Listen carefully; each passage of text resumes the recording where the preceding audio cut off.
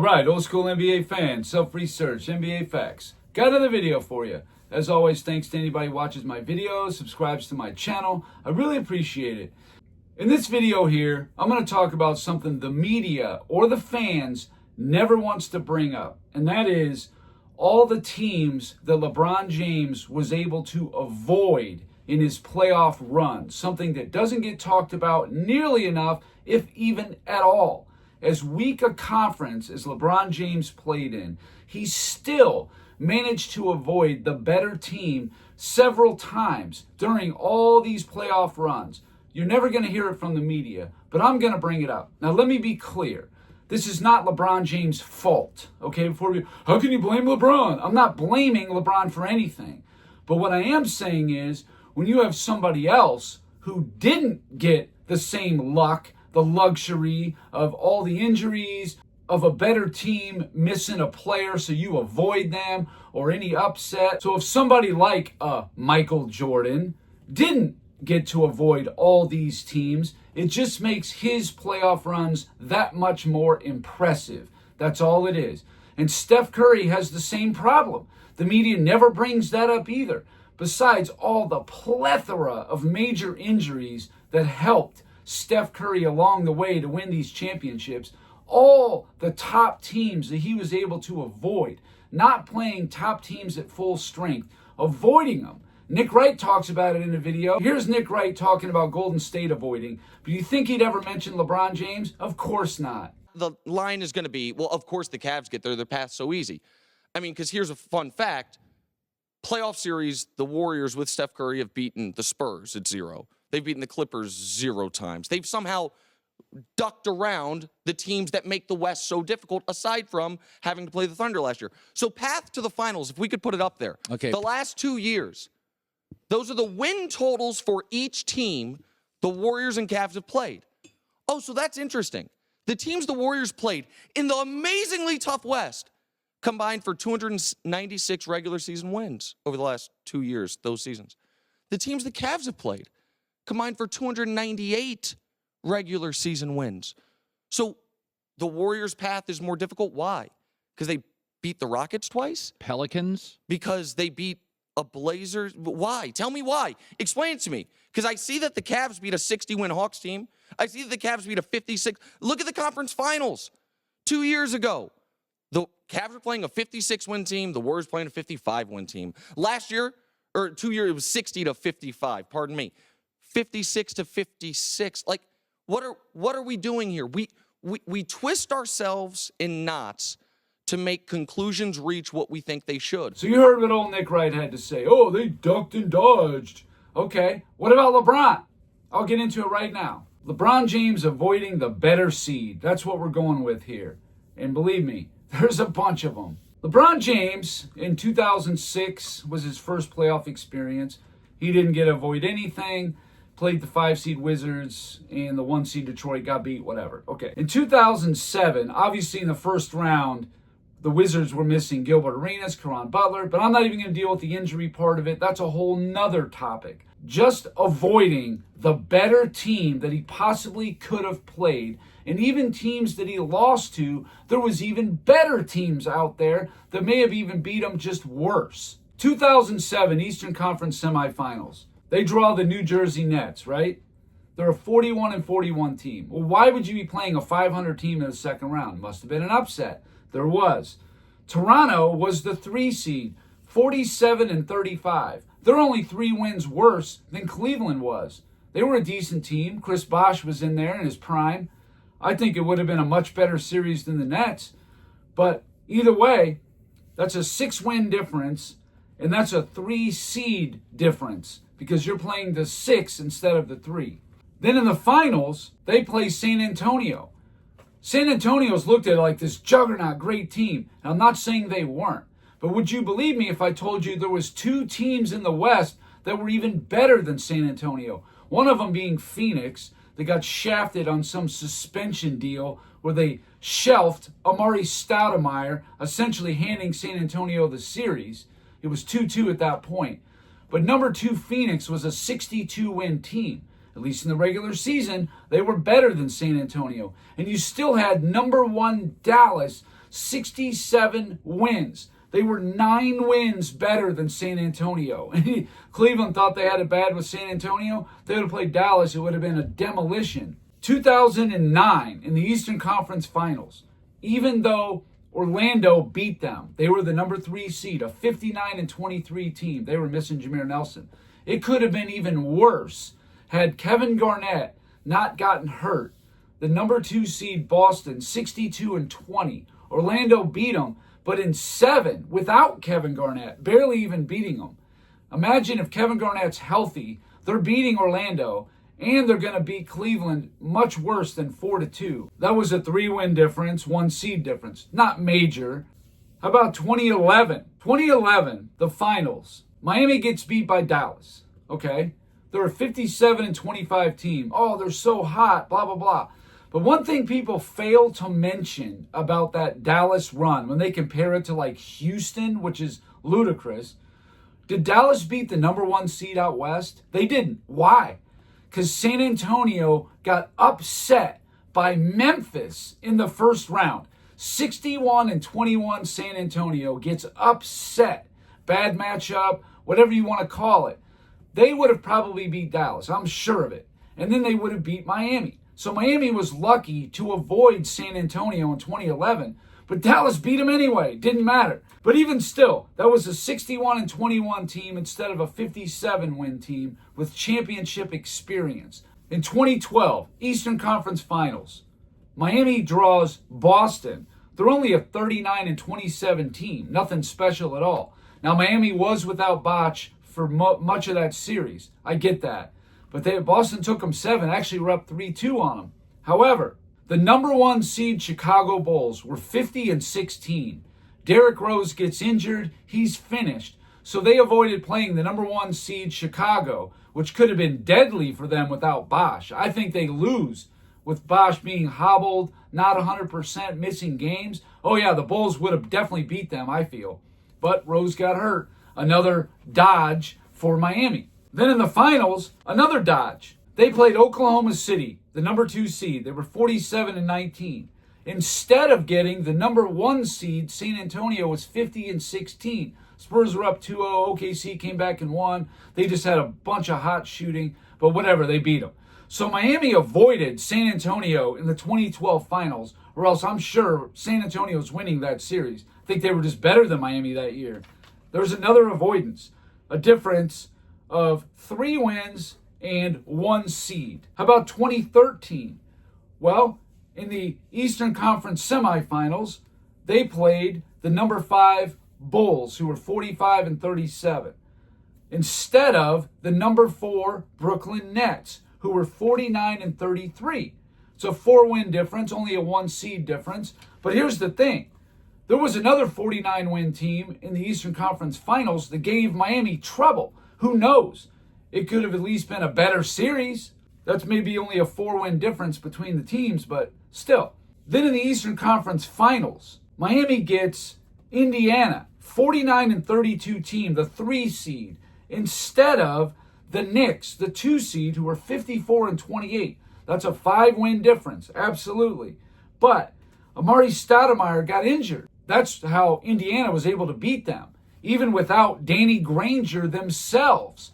So either way, Miami was either going to play Indiana without Danny Granger or the Knicks without Stoudemire. Must be nice. And even still, Indiana pushed them to 7 games. A 66-win team pushed to 7 by a 49-win team. And you're the GOAT? Okay, you say so. And it would have been one thing if it was with Danny Granger.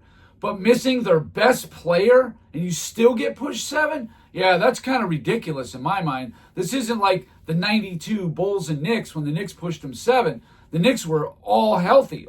2013 Finals. They barely narrowly escaped beating the Spurs. But would you believe there was even a better team in the West that they could have played? In 2013 Finals, San Antonio was the 2 seed, 58-24. Oklahoma City was the number 1 seed at 60-22. But Russell Westbrook got hurt. It seems Miami avoided playing San Antonio in 2011 and 2012. And then the year that they really would have got hurt, by Oklahoma City in 2013, they didn't have to play them. They played San Antonio. Just same thing as Nick Wright, ducking and dodging, right? Isn't that what he did? But that never gets brought up by Nick Wright, Shannon, anybody. They will never mention this, believe me. 2014 Eastern Conference semifinals. May not sound like a big deal. Brooklyn Nets were the 6th seed, 44-38. They beat number 3 Toronto, a 48-34 team. Could be marginal, but you never know. We're never going to know. That was a 4-win difference. Again, avoiding the better seed, though. That's the whole thing here. 2018, Cleveland got number 2 Golden State in the finals. But there was even a better team out west. If Houston had a full, healthy Chris Paul, they're beating Golden State. They were up 3-2 with him, and they absolutely would have swept Cleveland. Who knows how bad it would have been. But there was even better team than Golden State in the West in 2018. 2020, this is probably the luckiest, best season for LeBron James ever. People just talk about Anthony Davis and the bubble, but what about this side of it? In the Western Conference Finals, they got to play Denver, the number 3 seed, who was 46-27. Not a bad team, but the Clippers, who were beating them in the regular season, were the number 2 seed, 49-23. Denver beat them, a 3-win difference, but we know that the Lakers were fearing playing the Clippers. We know this. And the Clippers choked. They blew it. The finals, it was even worse. You get number 5 Miami, who's 44-29, and they were missing players and all that. But you avoided the number 1 seed Milwaukee, 56-17, the best record in the NBA. That's a 12-win difference and a 4-seed difference. That's awesome to play a team like that in the finals. What a break. And then the last one was 2023 Western Conference semifinals. The Lakers get Golden State, who was 44-38, basically just as good as the Lakers or close to it, whatever. They avoid playing the 3 seed Sacramento, who was 48-34, who was beating the Lakers in the regular season. They've had trouble with that team in recent years, but they avoided them altogether. That's a 4-win, 3-seed difference. Wow, must be nice. So now we're going to take a look at Michael Jordan. And what did he avoid? If you're the number 1 seed, that means you're going to play the 8 seed, the 4 seed, and the 2 seed in the Eastern Conference Finals, and then the 1 seed out west, if it's a perfect bracket, right? Well, Michael Jordan, 85-88 was perfect. 1989, perfect. 1990, perfect. They always played the exact seed they were supposed to. No upsets. 91 is the one season where the Bulls, you could say, yeah, they did get a little bit lucky in avoiding some teams. I agree, no question. The Eastern Conference semifinals, technically Philly was the lesser team, being the 5 seed. 44-38. Milwaukee was 48-34, the 4 seed. But here's the thing. Milwaukee traded Ricky Pierce away, their leading scorer, giving you 22.5 points a game. You trade him away before the trade deadline. The record started to dwindle, and Philly swept them in the first round. I think Philly was the better team. The Bulls would have been better off playing Milwaukee, missing Ricky Pierce, to be honest with you. But even still, by the letter of the law, that was 1 seed and 4-win difference in that one. The next round, Eastern Conference Finals, the Bulls get Detroit, the 3 seed, 50-32. Well, the number 2 seed, Boston, who was 56-26, Larry Bird was hurt, missing a game. He averaged 38.2% from the field, 13.4 points per game. You think something might be wrong with Bird. And Robert Parrish also missed 1 game in those semifinals against Detroit. Boston definitely would have been a tougher matchup for the Bulls had Bird been healthy, Parrish been healthy the whole way through in the Eastern Conference Finals. No question about it. But they got Detroit. They got a little bit lucky on that one. Then in the finals, the Bulls played 58-24 Lakers instead of the 63-19 Portland Trailblazers. Lakers were the 3, Portland was the 1. So I agree. In 91, they did get lucky avoiding these teams. Some of it was because of injury, but Portland didn't have any injuries. They were healthy. They just got beat by the Lakers. It's that simple. 91, absolutely. I agree. They did get a little lucky. But then you look at all the years before that, 85 through 90, no luck at all. 92, no luck. 93, no luck. 95, no luck. 96, This is the only one. The Bulls played the Knicks, who were the 5 seed. They were 45-37. They beat the 4 seed Cleveland. They swept them 3-0, who was also 45-37. So it basically would have been the same either way. A 0-win difference, but going by the seeding, Cleveland was higher. So, okay, there's a 1 seed difference there. Fine. And the rest of 96, no luck. 97, no luck. 98, no luck. So Michael Jordan had a difference of 15 wins of a team that upset a potential better team he missed in the playoffs. Like Nick Wright said, you dodged it, whatever. 5 seed numbers. So if a 4 beats a 5, that's a difference of 1. You add it all up for Jordan. A 4 beat a 5 twice, a 3 instead of a 1 once, and a 3 beat a 2. That's it. 5 seed numbers. That's all. 15 wins total. LeBron James dodged 27 seed numbers where he could have played a team better. 27 seeds worth and 64 wins regular season he was able to avoid. Even if you account for the difference in playoff series played, that would have been LeBron James would have played 7.5 and 22.5 in accordance with he's played about 50% more than Jordan had. No, he's got over 5 times more seeding and over 4 times the win totals. It's a complete joke. This is just another topic that the media will never talk about. Now, Nick Wright will talk about it about Golden State, about how they dodged teams, and they did, believe me. And I'm going to do a video on that one too. But so did LeBron. Where's all your energy for that, Nick Wright? Miami dodged a bunch of them. I don't understand what you're talking about. You did not mention anything about Cleveland dodging these teams. No mention at all. Just about Golden State. And yes, they did get incredibly lucky.